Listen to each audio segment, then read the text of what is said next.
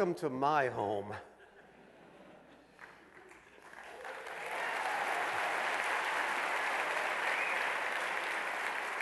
I'm actually not used to coming up this way. I usually come from over there. When I was asked to come and speak to you, they said TED is about ideas. But in order to understand ideas, you have to reach back. And for me, I reach back all the way to the time when I was in the 4th grade, sometime in the last century.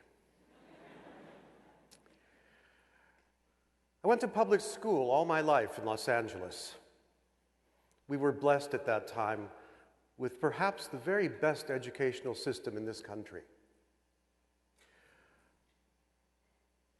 Twice a week, Mrs. Otto would come to our school. She brought instruments to play, taught us to sing songs, encouraged us in music in every way possible. Eventually, we all went our own ways. I became moderately successful at what I do. And now when I go back to Los Angeles to conduct, usually after a performance, somebody will come back and they'll say, "I'm so-and-so. You don't remember me, but we were in the 4th grade together. Do you remember Mrs. Otto?" None of these people carved out a path in the music world. And yet the influence of this teacher was so strong that more than 50 years later, they remember her. Last year, I was back in Los Angeles once again. And it turned out that Mrs. Otto's daughter was in attendance at a talk I gave, and her mother is very much alive. And it's nice to know that the connection to my past still remains with someone who carries on the tradition of teaching music to young people. What did we really learn from this? That the problem we experience today has nothing to do with the young people. How do we know that? We know it because when I arrived in Detroit 2 years ago, I had a meeting with Robert Bobb, the head of the Detroit Public Schools, and he boasted that the public school system in Detroit had 30% of its schools with music education in them. That meant that 70% of the young people did not have music education. Unacceptable. Made worse yesterday when I learned that that number has increased to 82%, and that continually teachers are laid off. There's no outcry from the public. There's nothing new about this. It's been going on for 2 generations, at least.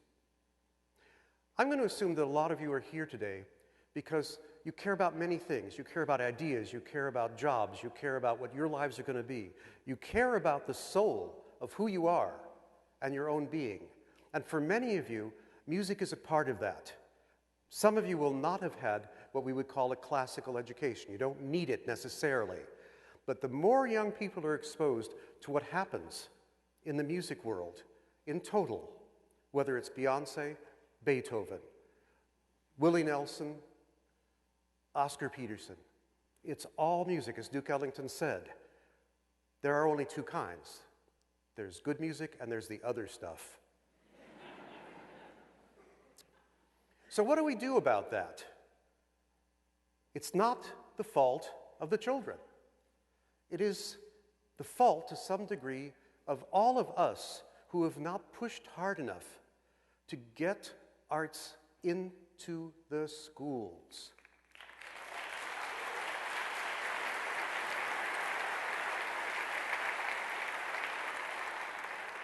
You hear this a lot, and it's easy to say, but what are the solutions?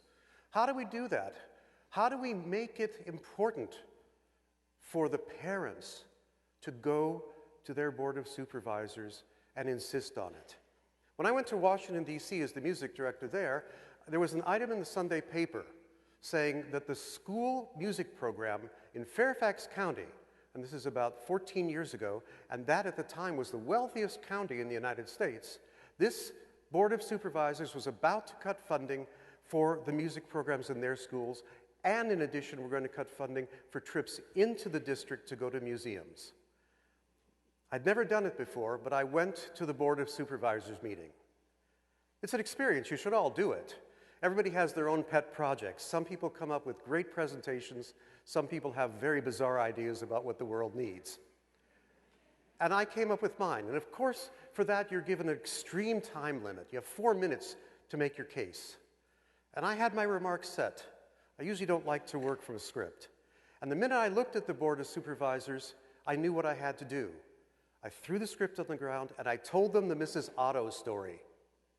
Because everyone on that Board of Supervisors was more or less in my age category. They remembered what it was like to have this in their background. And all of a sudden, the arts funding for that year was reinstated because of a reminder of how important the arts were to them, even though none of them would become musicians. How do we do it today? How are we going to influence the parents, the grandparents? How are we really going to make this work? And here's the idea, the one I think can work. It's all well and good for people like myself to speak to you, but I'm really speaking from a point of weakness because it's my profession. It sounds like I'm simply trying to save my job. And then I started thinking about all those people, public figures, sports, motion pictures, politics, people who are recognizable in the community, who had music education when they were young, but chose not to go into it, perhaps like many of you. Alan Greenspan, chairman of the Federal Reserve, was a clarinet major at Juilliard. Bill Clinton was a president of the United States. He played saxophone. And he conducts. Condoleezza Rice, Secretary of State, fine pianist. Woody Allen, clarinet. Sam Donaldson, the great newscaster, excellent pianist. And I began to put all these names together in my head, plus younger ones, people who had something like this. I thought, what could we do? How can we impress on the public in general what the arts mean to people who did not go into the arts, and how can they help us? And it's really pretty simple. I envision a public service ad campaign, but not just for PBS, because that's preaching to the choir. A campaign that goes broader than that it's broadcast on the internet, that perhaps people see it after they watch Grey's Anatomy, who knows? But here's the idea. You take these professionals, they come to the stage, and they're dressed like children. And next to them is a child.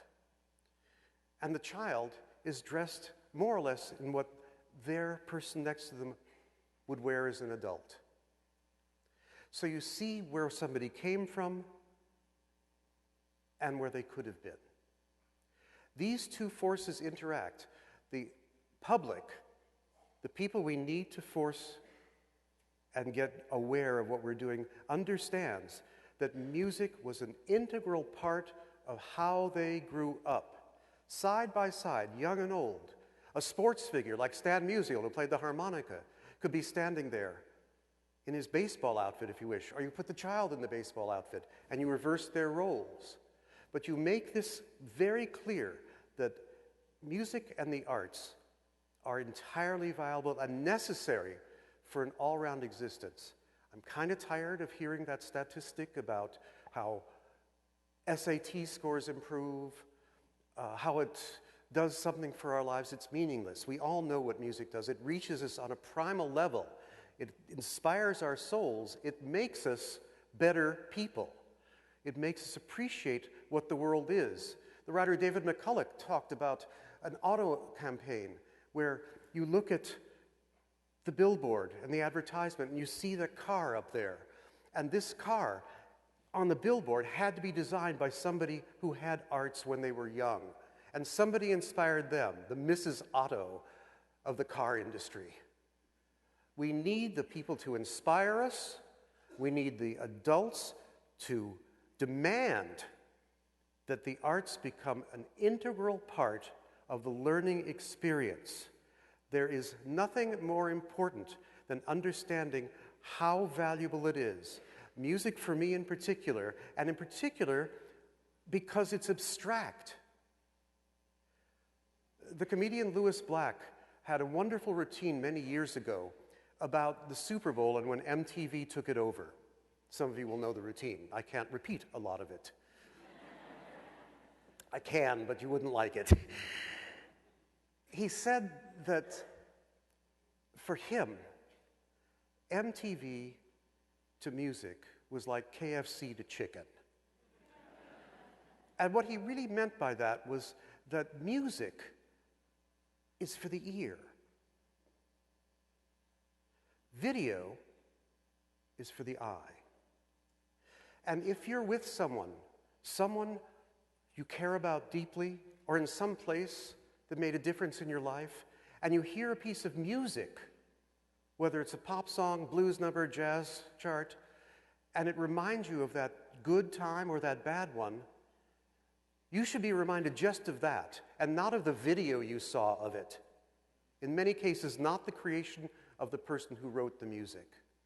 It's up to all of you. You're sitting here in a hall and an auditorium where, on a great night, our musicians of the Detroit Symphony, or the tap dancers you just saw, others, provide all of you with a way to imagine, a way to open up your ears, your eyes, and your hearts. It's not about what people tell you to listen to. It's about what you feel on the inside. And I think those adults who went on to successful careers in business, politics, sports, those are the ones that can help inspire the adults who therefore in turn need to get to those school systems to make sure that every child in this country has the right to listen and to watch what touches them and moves them. It makes our society better. It makes all of us better. Thank you so much for spending a few minutes with me.